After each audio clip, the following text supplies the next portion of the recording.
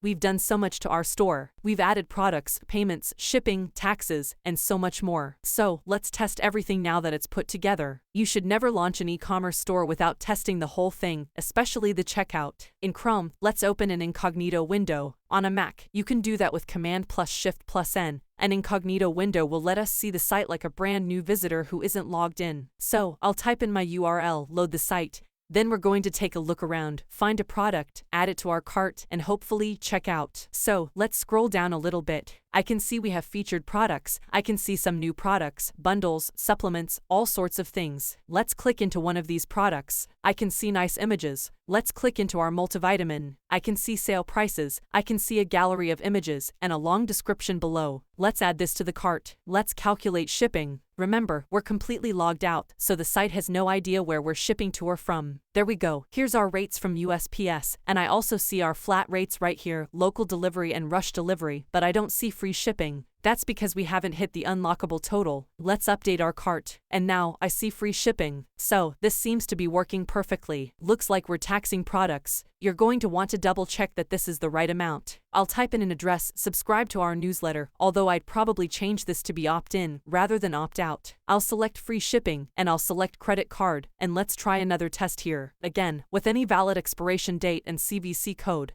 And let's click place order, and the order is received. From the customer's point of view, it looks like everything is working great, and I'd be very comfortable launching the site right now. Let me go back to my regular browser. Of course, sometimes it is nice to have a robot to do these types of jobs for us so that we don't make a human mistake. There's a great service called Robot Ninja that automatically tests your website and even tests the checkout to make sure that your store is always up and running. The pricing is very affordable, and they even have a free plan, so it's definitely worth checking out. There was one thing I noticed about my products. I don't have any reviews yet, so I'd make a note to really encourage people to review, and I'd make that a priority for the next few weeks. And there's even a few plugins out there that can help you do this automatically. They might be able to send out an email reminder prompting everyone who did purchase to leave a review. As you're checking out, you'll probably find a few problem areas, like I did, with reviews, with email opt-in, and a few other things. Make a note of these, and unless they're critical, go ahead and set them up after you launch your store. Getting reviews is important, but not as important as launching your store, so I'm going to go ahead and set this up after our launch. We've made sure everything works from the customer's point of view. Now we need to see how the store owner will interact with the back end of this website. If we click into WooCommerce, and then orders, we can see a list of all the orders. Now there should only be a couple in here right now, but once your store gets up and running, you'll actually have a ton of orders and you'll want some way to filter them. You can filter by order status up top, so I can see all of the processing orders, which are orders that still need to be shipped, or I can filter by completed orders, which are already done.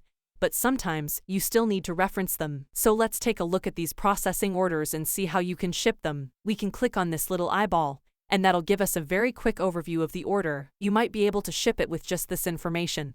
But sometimes, it's really helpful to click all the way into the order and see all of the details. Here we can see the billing address, shipping address, customer information, and order notes. Over here on the right, we can see the order notes, which are actually really helpful. The existing purple notes are about payment. If you wanted to look up the order in Stripe, you can use this transaction ID. Private notes are for your internal needs. They're helpful if you have a team of people. If the customer calls in, you could leave a note letting other teammates know that this customer called in and they're really anxious to get their order. If you're waiting for a shipment to come in today and you're going to ship it tomorrow, you can also let the customer know that. So I can have a note to customer and say, your order will come in tomorrow and be shipped out first thing in the morning. And click add. Now let's say we pack up this order and drop it off at the post office. We can go over here and change the order status to completed and then click update, which I'm going to go ahead and do, or to show you a different way, I'll go back to orders. Or, we can also bulk process orders and change them to completed. So let's say we shipped these 3 orders today. I could select all of them and change them to completed. For the most part, managing orders means shipping the packages and marking them as complete. Up next, we'll look into managing refunds. Managing orders, printing shipping labels, and marking orders as complete is pretty straightforward, but sometimes you'll have a customer who wants a refund. And depending on the payment gateways you've set up, this can either be a snap or a pretty big pain. Let's take a look at an order that's marked complete. I'll go into 195 here, and if we scroll down, beneath the list of items, there is a small refund button. Let's go and click that, and now we can choose which items we want to refund. What's a bit confusing about the current iteration is that the quantity, which was just a number originally, has now changed to an input field. so we can choose how many of these we want to refund. So let's say someone wants to return 5 out of the 6 multivitamins. We can press tab a few times and WooCommerce automatically calculates that we're going to refund them $54.16, and we can say, customer only wanted one. I found someone else who did find this issue a little bit confusing, and I've added a GIF and started explaining it. So hopefully, in the near future, WooCommerce has made this a little bit more intuitive, because sometimes you just want to type the refund amount right here and not fiddle with the exact quantity up here. It's worth pointing out that WooCommerce doesn't automatically recalculate shipping costs or discounts from coupons. Technically, with just 5 products, we drop below the free shipping threshold and we can ask the customer to pay for shipping or deduct the cost of shipping from their refund. But I think most store owners are pretty generous with refunds, so probably just refund them and not worry about technically being ineligible for that free shipping. Either way, once you've selected the items you want to refund, you can either manually or automatically refund the payment. If your gateway supports automatic refunds, you will want to click this button. This saves you a ton of busy work. Some older gateways don't support this and you'll have to refund in WooCommerce, log into your gateway, find the transaction and manually refund the payment. That is what this means. Since we use Stripe, it's just as simple as a button. Once you refund something, you'll see a new updated total and the refund is logged underneath the existing items. The order will also be marked as refunded if all of the items, including shipping and tax, are refunded. One thing I want to mention is I recommended PayPal Standard earlier in this course. I do really like this option, but if you do a lot of refunds, you have to do a lot of extra work. So if you start getting refunds, you'll either want to configure the API option in PayPal Standard,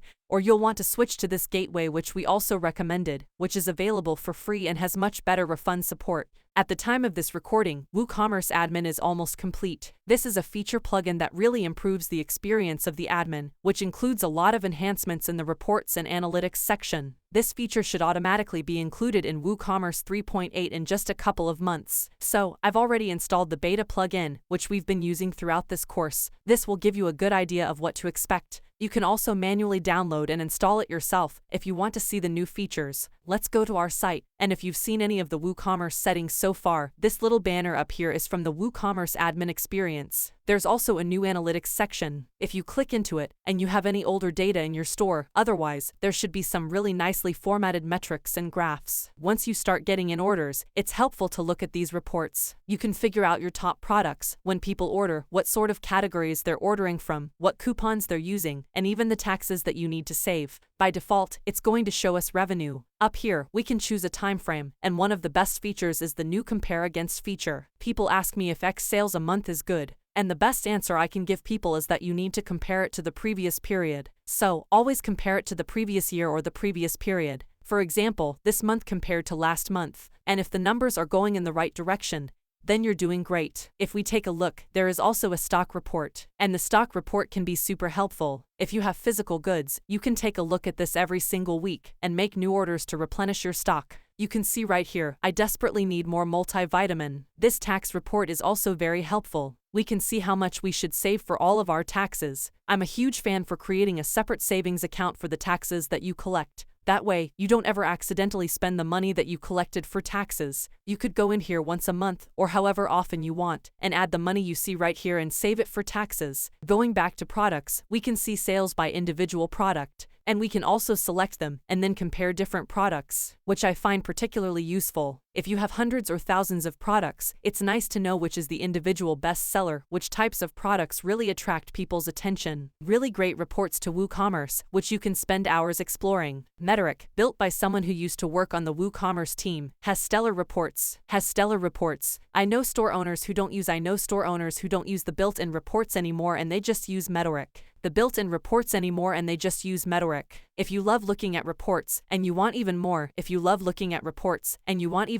then you'll want to take a look into Metric.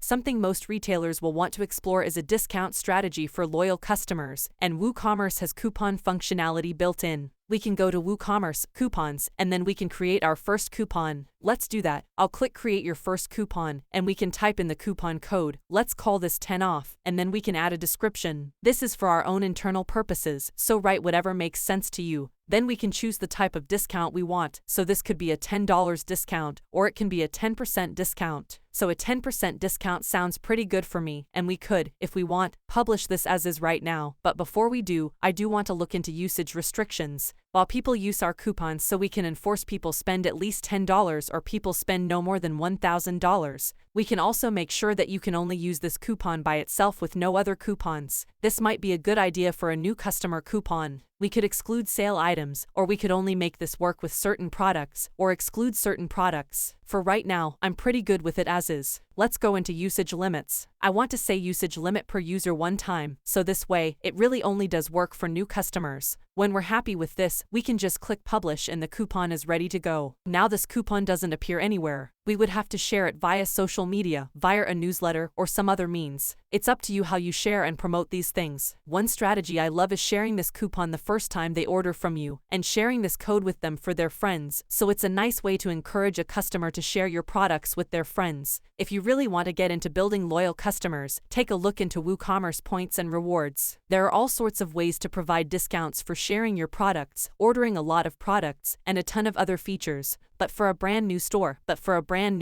see what you can do with coupons first.